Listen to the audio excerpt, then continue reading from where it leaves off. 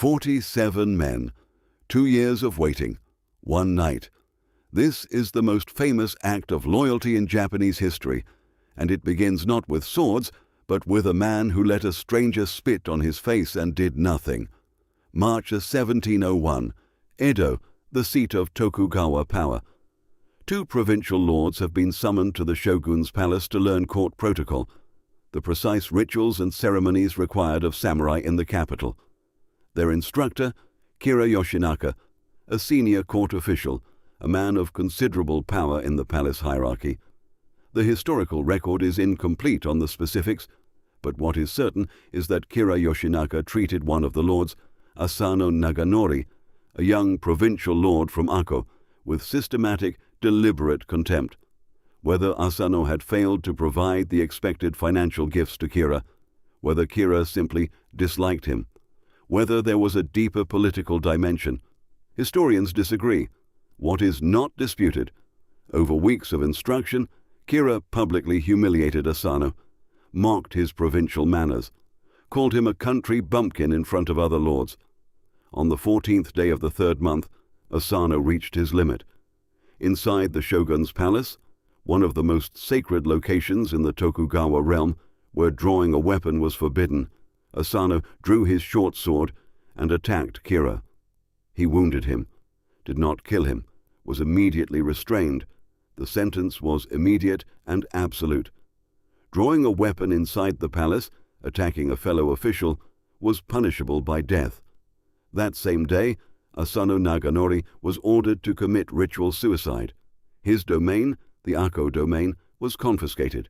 His castle was surrendered. His 300 samurai became Ronin, masterless, dishonored, without income, without status, without a lord. The head retainer of the Ako domain was a man named Oishi Kuranosuke. He was 44 years old, the most senior samurai of a now dead lord, which meant, by the code he had lived his life by, one thing above all others. He had to decide what to do. This was not a simple decision. The Tokugawa shogunate, the most powerful government Japan had ever had already processed Asano's case and closed it.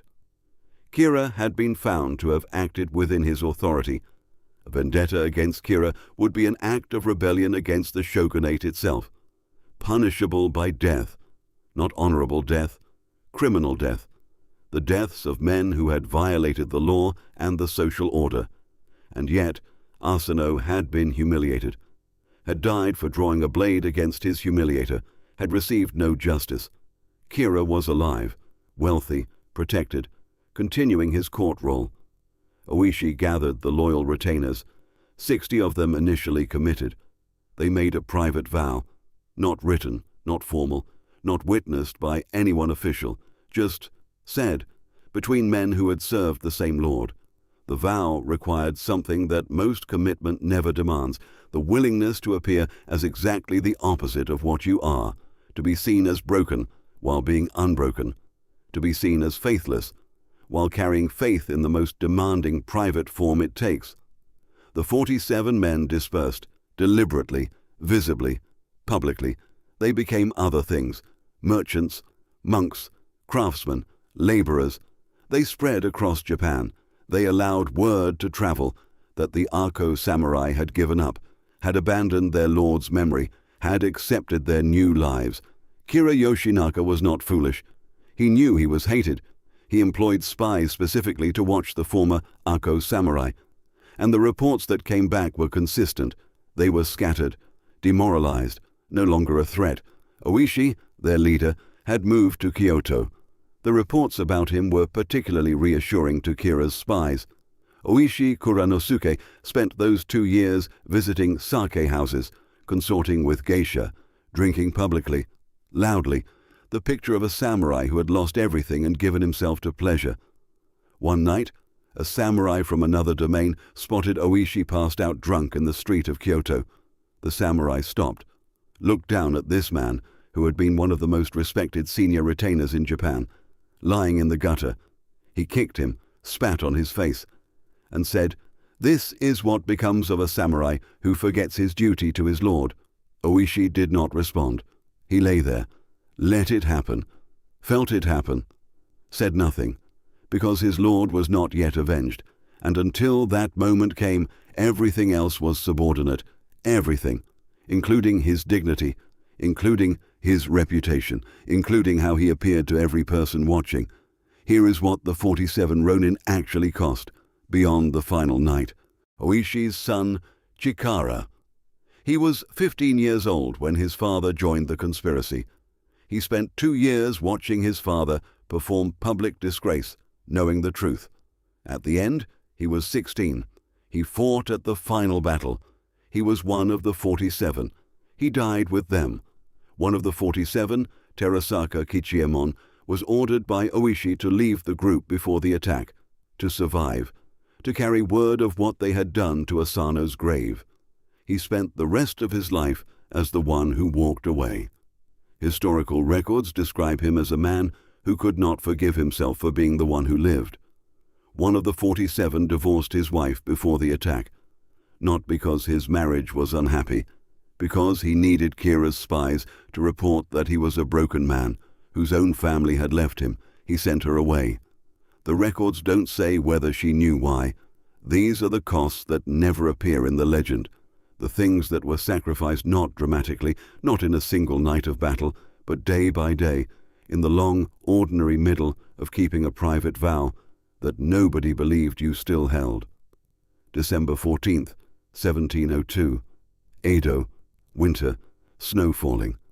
47 men gathered at a prearranged meeting point.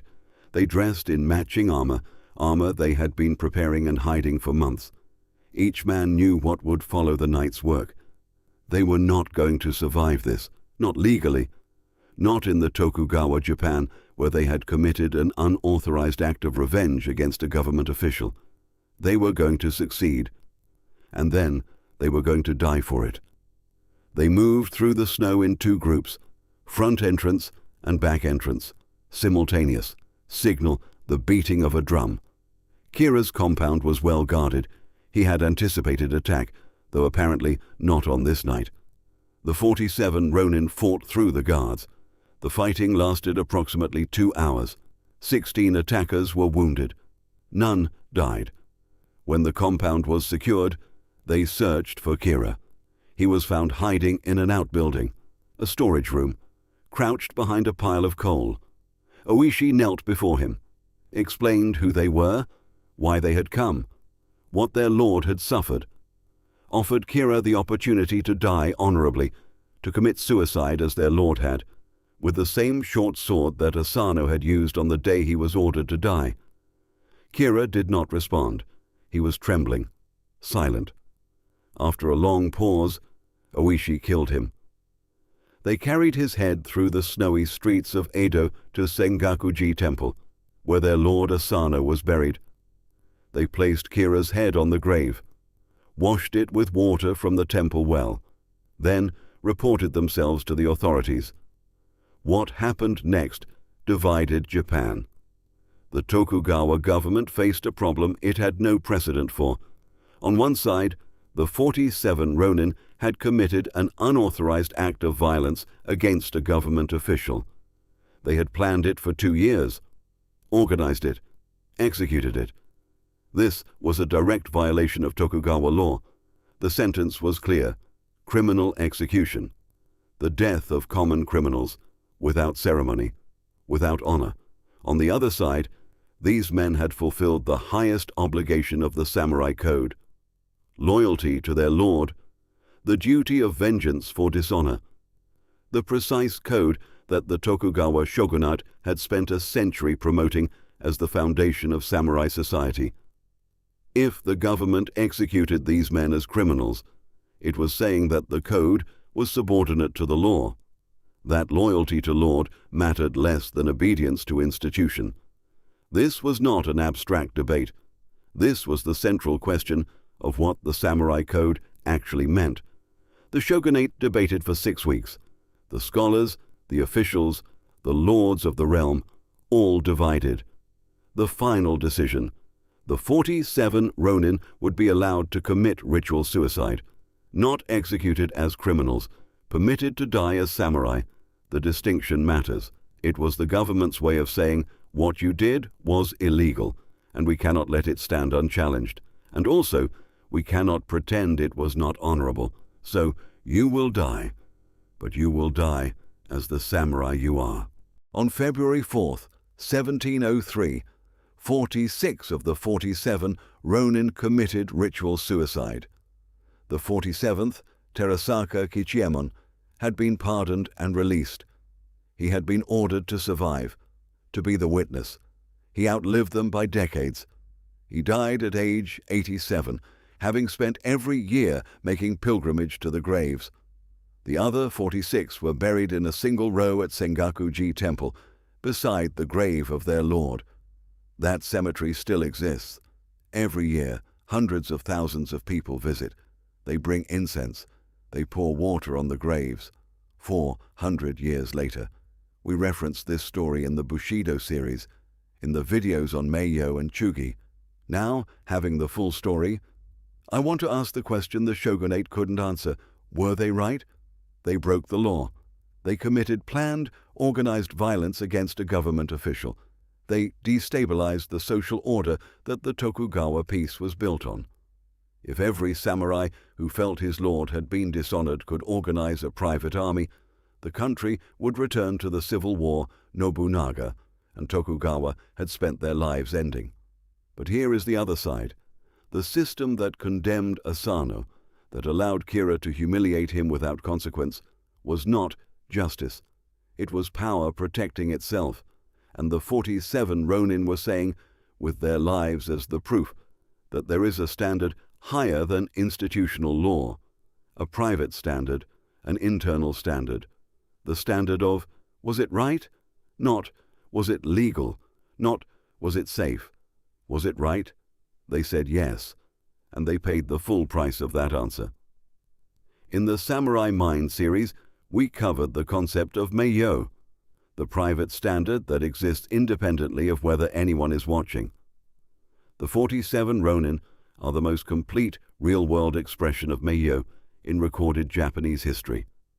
They held a private standard for 2 years, while appearing to the entire world to have abandoned it, while being spat on, while watching their families suffer, while performing disgrace so completely that even Kira's spies believed it.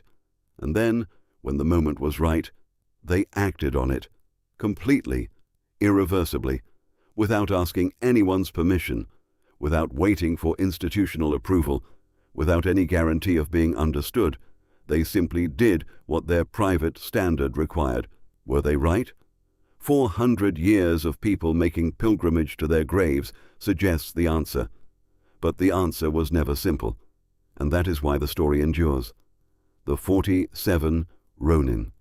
2 years of apparent surrender, 1 night, 46 deaths. 1 man left to be the witness. The question I want to leave you with, not for the comment section, for yourself, is there a private standard you carry? Something you know is right, that you have been waiting for the right conditions to act on? Not the dramatic version, the ordinary one.